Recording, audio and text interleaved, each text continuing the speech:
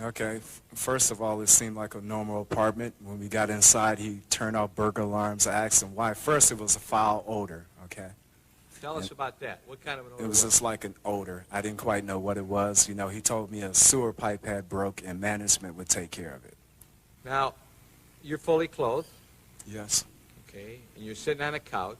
Right. And he talks to you about this posing, and you weren't sure you're going to do it. Right. How much had you been offered to do the posing? $100. Okay. And when he brings you the beer, he brings you rum and Coke? Yeah, he brings the beer first, and then he brings the rum and Coke. Okay, when you start talking about the fish in the fish tank, do you bring that up or does he? He does. And what do you do when he does that? I turn to the right, like the fish tank is here. I'm turning all the way over here. You turn to your right to look at it? To look at the fish tank, right. And when that happens, what happens to you? All of a sudden, a handcuff and a knife is pulled on me. Handcuff is placed on your body? Where? On my left wrist. And you see a knife? Yeah, the knife, yeah. Now, at that moment, what do you do? First, I feel fear. Then I ask him what's going on. You know, this is not necessary, you know, to pull a knife on me at that Are you moment. afraid? Yes. Do you have any reason to know why he did that? None whatsoever. Did you have any idea at that time it was going to happen? No. Did that room have a TV set in it? Yes. Was there anything going on the TV? Yeah, the Exorcist movies was playing at that time. There was an Exorcist movie on. Yeah. You know which one of them? The name, I'm not sure. I think it's 3. I'm not sure which one. So there was a movie. Did you know it to be part of television or a VCR? VCR, normally that's not on regular television, so I thought it was VCR. You knew there was a movie showing. Right. Did you see him put it on, or was it on? No. When we first got into the apartment, he went through the back to the back bedroom. Maybe he put it on then. I'm not sure. Okay. And then what happened? You're both sitting on the bed? Yes. Are you still in handcuffs? Yes. Is he holding the handcuff? Right. You still have the knife? Right. Is it pointed at your side, as you've told us before? Right. You trying to be cool? Very much so. You're not fighting with him? No. What's your intention? What are you planning on doing? Getting away. I was contemplating on at the point jumping out the window. Yep. I was basically talking with this person, trying to let him know I was his friend. As you were sitting there on the bed, when he had you by the handcuff and a knife at your side, at that time, which would have been maybe 7 o'clock, Something like that. what impression was made upon your mind by the conduct, action, manner, expression, and conversation that you observed of Mr. Dahmer? His frame of mind is what you want to know, right? Okay, he acted. At times he would go through like different changes with me, you know. Tell us about that. 1 minute he's like nice, then he was telling he didn't want people to leave him or abandon him, things of this nature, you know. Yeah. Well, what did you think about him as a person? What impression was made on your mind of this fellow that you're dealing with here? Yeah. That at times he wasn't himself, and then at times he was like a nice guy, you know. He would come and go different times, you know, throughout the whole time. Then he would like sit, being quiet at times, watching the movie, wanting me to watch the movie, you know, and just doing little chanting sounds, you know. Did you observe him watching the movie and how he would react to the movie? Right, he would like just start rocking back and forth when he, you know, certain parts of the movie or whatever. You have to say, what did he say, Madam? He was like chanting in certain times and rocking back and forth, right? Tell us about his chanting. What was that all about? I'm not even sure, sir, but it was just like, I can't tell you the words. I couldn't understand what he was saying at that time. Can you mimic him? How it sounded? It was like a slow slur, like, some of that nature, some close like that, I'm not sure. Did it keep on for a period of time? Off and on throughout the ordeal. And how about the movement back and forth? How was that being effectuated? Just like back and forth, he would do it every now and then. You know? Just as you are rocking in Right, your chair. like this. And chanting. And chanting. Was there any parts of the movie that was going on that you saw that he said anything about? It was like the part about the preacher that used to be a preacher that had got possessed, and that it would seem like he was like interested in that part. That part had his attention more than anything. But tell us about what you mean by that. What impressions were made upon your mind when this was going on as to had his attention? How did he appear to you? It appeared like it was like he wanted to mimic it or be like that part, you know, being demonized or whatever in that nature. I'm sorry, I missed you. Yeah, like he wanted that type of movie, that part, certain parts of that part interested him, you know. It was like he changed with it at times. Then he would get more aggressive, try to get me to handcuff myself, both hands. He's told me it made him feel more dominant. Okay, did you and he move off of the bed at any time? He told me to lay down, face down, put both of my hands behind my back because he changed again at that point, like he got more aggressive at that time. Okay, now, but tell us, did he still have the knife out? Yes, he still had the knife. And what did you do? Okay, I kind of like laid on my sides for some reason. I guess God told me not to lay flat down or let this person handcuff me, so I didn't. So you were trying to stop that from happening, but you Right. got down on the floor. Right. What did he do? He kind of laid across me, put his head across my chest at that point. What was he doing with his head? Pardon me? What did it appear to you he was doing with his head? What was he trying to do? Like he was listening to my heart, because at a point he told me he was going to eat my heart at that point. He said he was going to eat your heart? Yes, that's correct. So I suggested we sit on a couch. I had unbuttoned my shirt to try to make him feel more at ease. And then I just sat on the couch and he just started going out of himself again. Going out of himself? Yeah, he was like paying me no attention at that time. Like he know, wasn't there? He started the chanting again, and it's like just sitting there, you know. And then I just, for some reason, I said, well, I need to go to the bathroom again, and he didn't follow me at that point. So I reached up, I got up, and then I hit him, and I ran out. So you hit him? Right. Did you have any other belongings there? Yeah, I have my bag right there at the end of the couch. I sit in exactly the same place as I sit when I went in there. So when you got up, he let go of your cuff to let you go to the bathroom again? He just let me stay there. I was going to go for the window. At that point, he didn't even have the cuff. It's like I wasn't even there anymore. And when you saw that, what'd you do? Mm-hmm. I just seized the opportunity. I said, well, at least I'm going to die trying. I'm not just going to sit here, you know. What'd you do, son? I hit him, and I ran towards the door, and he was right there, tried to grab me, get me back in there. And what happened? Then I made it outside. So he wasn't able to bring you back in? Bring me back in there, no. He tried? He tried. And as you left that apartment, as you got away from him, I'm going to ask you again, what impressions were made on your mind by the conduct of Jeffrey Dahmer, by the actions of Jeffrey Dahmer, by the manner, expressions, and conversations of Jeffrey Dahmer that you observed? Can you give us some words? It's like I told the policeman that this freak, this crazy guy, was trying to hurt me. Yeah. Did you run out of the building? Yes, I did. Did you summon help? Yes. Milwaukee Police Department? That's correct.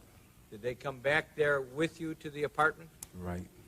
Did you eventually go back into the apartment with the Milwaukee police officers? Yes. And then he was arrested. Right. Dr. Dietz explained the compulsions of Jeffrey Dahmer. The favorite activities he describes are what he often refers to as light sex: kissing, touching, rubbing, hugging. The kinds of activities that between consenting adults would often amount to foreplay are things that he has emphasized with victims and with other partners. Those were activities, and those are normal activities with a consenting adult, that give him pleasure and that he always enjoyed.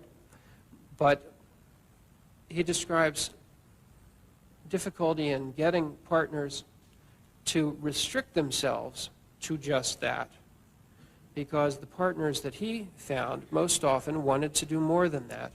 And one of the things more than that some of them wanted to do was to have anal sex with him, which he did not like. Having had a few painful experiences, he did not want to be in that position. Also, the partners that he was able to find universally had a deadline when they had to leave, and he was unable to spend as much time as he wanted doing these more gentle, ordinary activities with them. And so he devoted a considerable amount of his energy to finding a way to be able to have someone, or if not someone, something, that could serve that role for him as being the person or body or part with whom he could have such gentle activities as rubbing and touching and hugging and masturbation and kissing and fondling.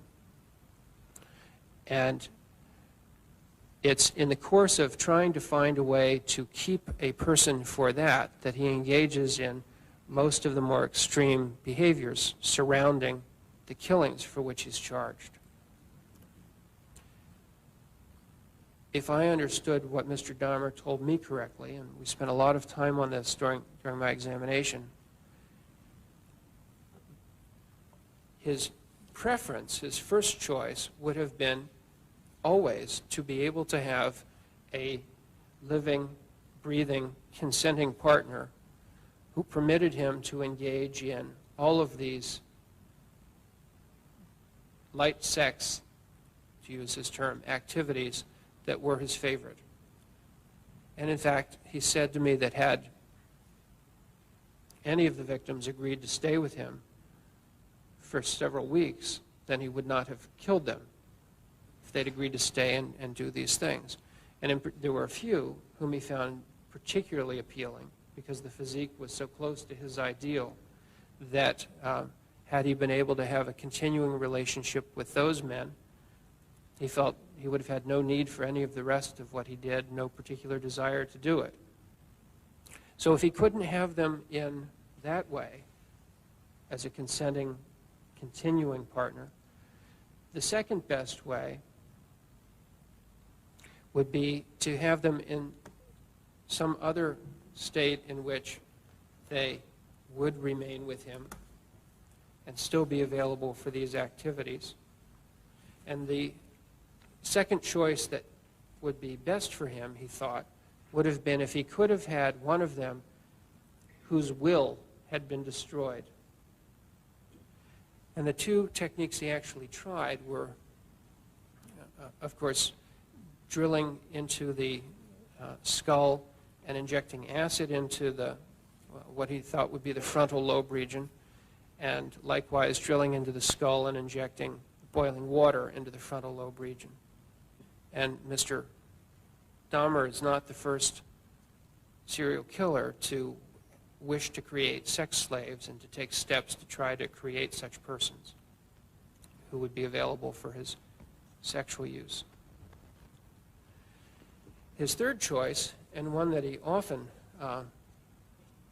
got, really, was an unconscious partner, because someone who is unconscious but alive allows him to do all of those things that he likes to do. His next choice after that was that if he could find one man with sufficiently attractive physique to keep permanently while dead, that would be useful because he could do many of the things he wanted, though not quite all. And here what he considered was something he heard about on a TV show. When we discussed it, we both thought we might have seen it on 60 Minutes, but neither he nor I am sure of the particular show. But one show did something on people who freeze-dried their pets. And Mr. Dahmer's idea was that if he could get the apparatus for that and freeze-dry a man of the appropriate physique, he'd at least be able to continue to have him to look at while masturbating, to pose perhaps in various positions if they were flexible enough in that state, to fondle, to rub, to hug, to touch. They would not have sounds to listen to, but they would have a lot of what he was interested in. And he thought that if he'd been able to freeze dry one of the more attractive men, that he would not have had a desire for the other victims. The step he took was to go to the library, and in a magazine he thought was called Taxidermy, he found an advertisement from a supplier of the equipment for freeze-drying animals, and found that there were two sizes of the machines, one of which seemed like it might be large enough for humans, but the cost was prohibitive. It cost $30,000 or so, he thought, and so that was not an available option.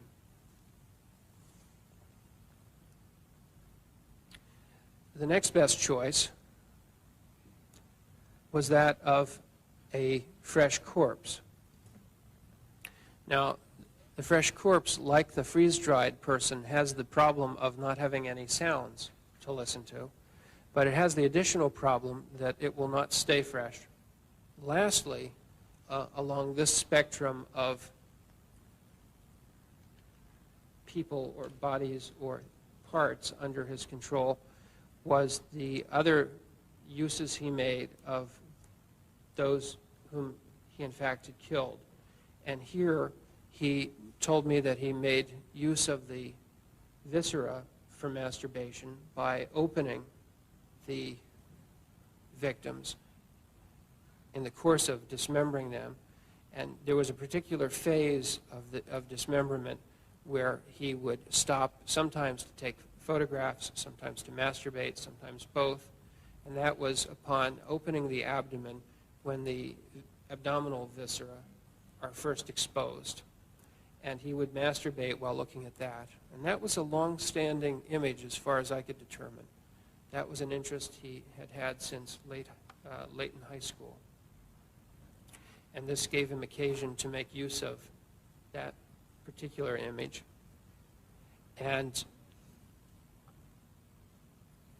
that's basically the spectrum of controlling another person. Now, to call all of that just necrophilia really sort of misses the mark, but it's the best word we have at the moment for it. And if Jeff Dahmer seemed normal enough on the surface, the court-appointed psychiatrist, Dr. George Palermo, explained why. All of us, so-called normal, let's say, have features of dependency. We have sadistic features at times when we're not too nice towards people that we do, we are with, we like, and so on. We have also fetishistic features, because when someone of our dear ones dies, what do we do? Certainly we don't have a sexual fetishism, but we try to embrace even the dead body because of the importance we give to this dead body, this person who was dear to us and died. And that goes along with the borderline personality. Borderline personality changes mood from depression to elation. We all have these kind of things, not to that degree though. We are a composite of many facets, and we become sick when these facets become exaggerated. And that is what is called personality disorder. The jury had to decide whether he was sane or insane. So it was to be prison after all, not the softer option of a secure hospital. The jury's decision was read out 15 times, once for each count. Again, in the state of Wisconsin versus Jeffrey Dahmer, case number F912542, in a special verdict, question number 1. At the time the crime was committed in count 2 of the information, in regard to the death of Richard Guerrero, did the defendant, Jeffrey L. Dahmer, have a mental disease? Answer, no. The spectators now included high school parties, organized to remind youngsters of the perils of going with strangers, for fun or for money. And that this was no ordinary trial was emphasized by allowing the relatives of the victims to address the court and, at last, to confront Jeffrey Dahmer. My name is Shirley Hughes, and I'm Tony Anthony Hughes' mother. First of all, thank God and to give thanks to the judge and to Mr. McCann for the verdict that came in. I would like to say to Jeffrey Dahmer that he don't know the pain, the hurt, the loss, and the mental state that he had put our family in. But I'd just like to read a poem that a good friend of my son wrote. Tony thought you was his friend. He knew you. Why am I a victim in your cruel and rueful world, although I can't communicate with a loud voice? Listen to me anyway. Try to have mercy on my moans. Look at the tears roll down my face. See that each one is a cry for help. And realize my sign are showing you that I want to live. Tell me just what is it that I've done to you to make you such a monster, to make you such a maniac, to make you such a devil. My God, who are you? What are you? You have never shown me this side of you. I put my trust in you. I thought you were my friend until the end, yet I didn't know you as well as I thought. I never felt the end would be this way. Is there anyone that can help me? Mom, dad, sister, brother, someone, please help me. What's happening to me? Everything seems to be slowing down. I'm confused, I'm drowsy. My coordination has been contaminated. My friend, what is it that you is giving me? What is it that you're doing to me? I'm helpless. Is that a thrill to you to know that I can't fight you back? And that the hardest struggle in my life is fighting to keep my eyes open with the hope of seeing the dawn of a new day. Yet you have total control over me. My life is in the hands of once a friend, but now a total stranger who have become my worst nightmare. But one day I know you'll get caught. You think you're smooth at what you're doing. Remember, whatever's done in the dark, it will come to the light, and the whole world will know just how ugly a person you really are. Mom, I'm gone. My hope, my breath, my want to live have been taken away from me unwillingly and emotionally. I know that there's a dragon piercing your heart day and night because of this, but yet I'm not far away. When you get cold, I wrap my arms around you to warm you. If you get sad, I'll softly grab your heart and cheer you up. 2 fingers and 1 thumb means I love you in sign language. My son was deaf. When you cry, take 1 teardrop and place it outside your window ledge. And when I pass by, I'll exchange it for one of mine. 2 fingers and 1 thumb, Mom. My name is Dorothy Straughter. I'm Curtis Straughter's mother. I didn't have nothing prepared to say. It's just a few things that I would like to say. You took my 17-year-old son away from me. I'll never get a chance to tell him that I loved him. I'd have a chance to tell him that I loved him the last time I saw him, which will be a year tomorrow. You took my daughter's only brother away from her. She'll never have a chance to sing and dance with him again. You took my mother's oldest grandchild from her, and for that I can never forgive you. I'm a J.W. Smith, brother of Edward Warren Smith. Edward Warren Smith tried to be Jeffrey Dahmer's friend. As a result, he lost his life. Mr. Dahmer, Eddie's gone now, the victim of your senseless killing. Where do we go from here? We ask ourselves. Why did this happen to a person like Eddie? He gave so much and asked so little. All he wanted was a chance to be himself. A chance to be happy. When all the facts are known, we hope that society will have gained some knowledge that will help prevent a tragedy such as the one Eddie suffered. There was no sacrifice too large or too small for Eddie. He truly loved giving and gave of himself abundantly. My name is Inez Thomas, and I'm the mother of David Thomas. You know, I don't understand how a person could really harm a person and to say that, well, I did this because he wasn't my type. Well, if everybody go around doing something to somebody because it's their type, this would be a sad world today. And I just feel that this man should never be able to walk the face of earth or to be able to harm anyone else again.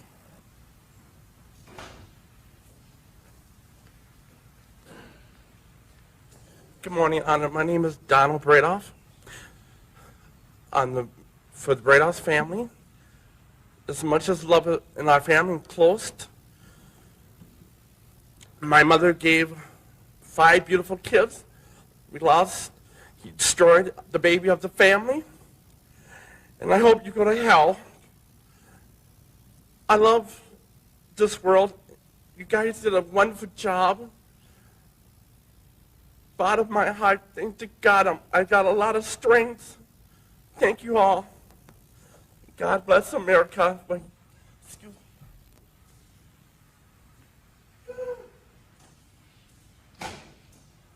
My name is Rita Isbell, and I'm the oldest sister of Errol Lindsay.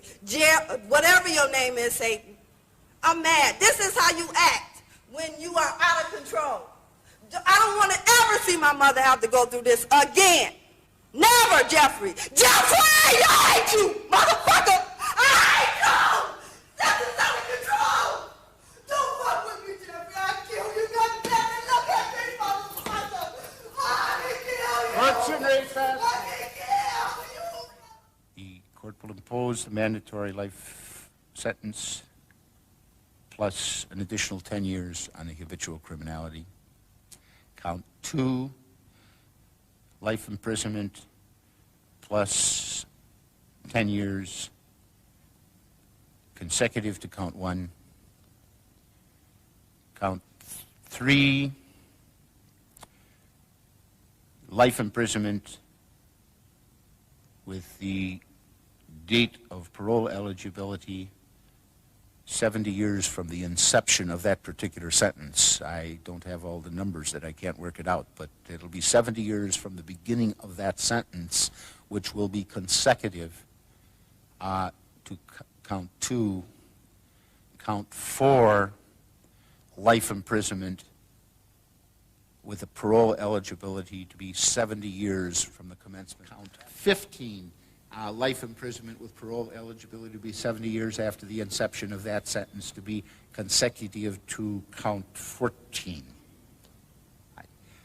I believe I have, and I intended to follow the recommendation of the state. I could have said something different which would have had the same impact. I really see nobody gains anything by just to say more and more years. The important point is that the sentence is structured in such a way that this defendant will never again see freedom. Your Honor, it is over now. This has never been a case of trying to get free. I didn't ever want freedom. Frankly, I wanted death for myself. This was a case to tell the world that I did what I did not for reasons of hate. I hated no one. I knew I was sick or evil or both.